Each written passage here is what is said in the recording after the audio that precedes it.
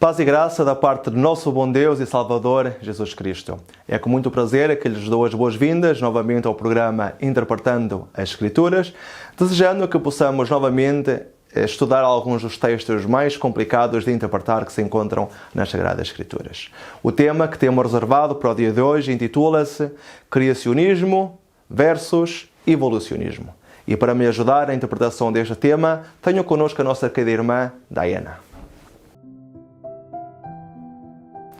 A Bíblia nos diz que Jesus criou tudo. Podemos ler em João, capítulo 1, versos do 1 até o 3, o seguinte: No princípio era a Palavra, e a Palavra estava com Deus, e a Palavra era Deus. Ela estava no princípio com Deus. Todas as coisas foram feitas por Ele, e sem Ele, nada do que foi feito se fez. Pelo outro lado, vários científicos defendem que tudo é fruto de um longo processo de evolução que inicia numa grande explosão. Assim, do nada, de forma espontânea, começa o universo a expandir-se e, passados milhões e milhões de anos, se dão no nosso planeta as condições necessárias para que comece a vida unicelular na água, a qual, passado alguns outros milhões de anos, evolui a organismos celulares mais complexos, que também evoluem até chegar à vida terrestre. Como ninguém esteve presente neste evento, nem no transcurso do processo, se faz impossível, inclusivamente para a ciência, comprovar esta teoria. Será que podemos acreditar nela? Há evidência suficiente que nos ajudem a desconfiar ou incluso a descartá-la? Em qual creeremos? ¿En el creacionismo o no evolucionismo?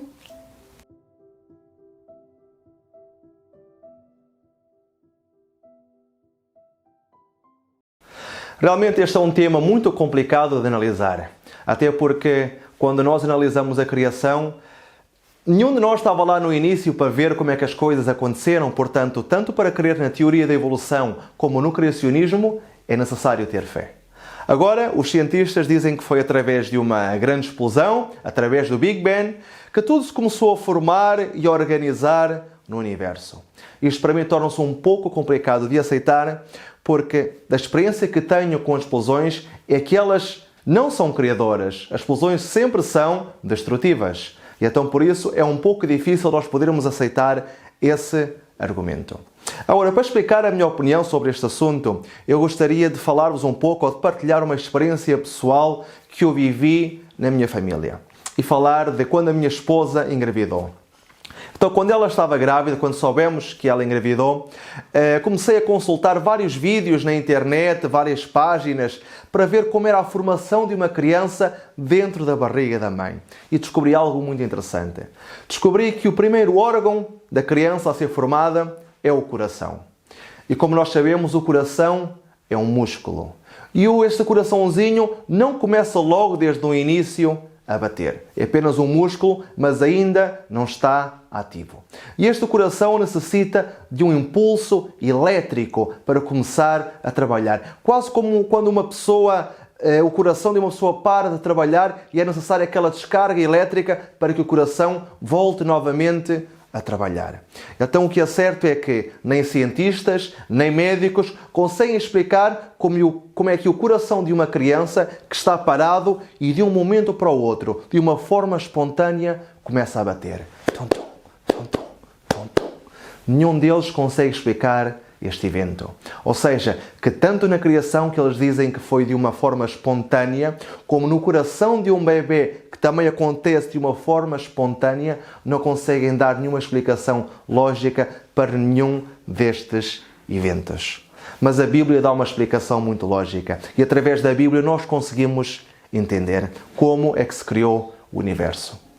A palavra universo é uma palavra composta por duas palavras. Uni, que significa um, e verso, que significa palavra. E conforme nós lemos no início, João capítulo 1, versículos 1 a 3, o texto bíblico dizia-nos que através da palavra tudo foi criado. Ou seja, a mesma palavra universo nos fala desta palavra criadora que é Jesus. Jesus falou e tudo foi feito. Jesus ordenou e tudo foi criado. É incrível como as coisas podem ser tão claras quando nós comparamos com a Bíblia. Agora, outra coisa muito interessante que nós poderíamos analisar também é a situação da fala. E quando nós analisamos o desenvolvimento da fala humana e estudamos o que os especialistas ou os terapeutas da fala têm a dizer sobre isto, vemos que a teoria da evolução não pode estar de acordo com isto. Os terapeutas e os especialistas da fala dizem claramente que para uma criança aprender a falar necessita de o fazer até ter 6 ou 7 anos de idade. Se não aprender a falar até esta idade, possivelmente nunca mais aprenderá a falar. Ou seja, que uma pessoa, para aprender a falar, necessita de estar com outra pessoa, necessita ter o exemplo de outra pessoa para conseguir aprender, para desenvolver então a fala, porque senão não o conseguirá fazer. É muito interessante, há uns vídeos que vocês podem consultar na internet, se quiserem, de crianças que foram criadas por animais, por cães, por lobos, por macacos. E o que é interessante é que estas crianças foram crescendo e quando mais tarde algumas delas chegaram a ser descobertas por outras pessoas e tentaram lhe ensinar a falar, é curioso, porque estas crianças nunca aprenderam a falar. Aprenderam a comunicar-se através de alguns sons, através de alguns gestos, mas aprender a falar, nunca aprenderam a falar. E porquê? Porque no início, naquela fase em que começam a desenvolver a língua e começam com o gu, gu, da, da, não conseguiram desenvolver a sua língua e então nunca mais aprenderam a falar. Ou seja, que é realmente necessário este exemplo para que uma pessoa possa aprender ou desenvolver a fala. É necessário que já houvesse alguém para que a outra criança possa então aprender a falar. E isto levanta logo outro problema. O que é que surgiu primeiro? O pensamento ou a fala? Porque para falar é necessário pensarmos em determinado idioma. Mas se ainda não existia nem a fala, nem o idioma, como é que nós poderíamos pensar? Portanto, torna-se um pouco complicado analisar a teoria da evolução segundo também esta perspectiva. Outro ponto que se levanta também é em relação ao código de DNA.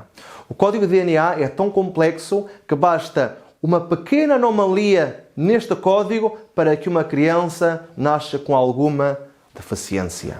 Portanto, o código de DNA é uma coisa tão perfeita, tão organizada, que se não tivesse sido programada de uma maneira tão perfeita, qualquer criança iria nascer, ou todos nós iríamos nascer com alguma deficiência.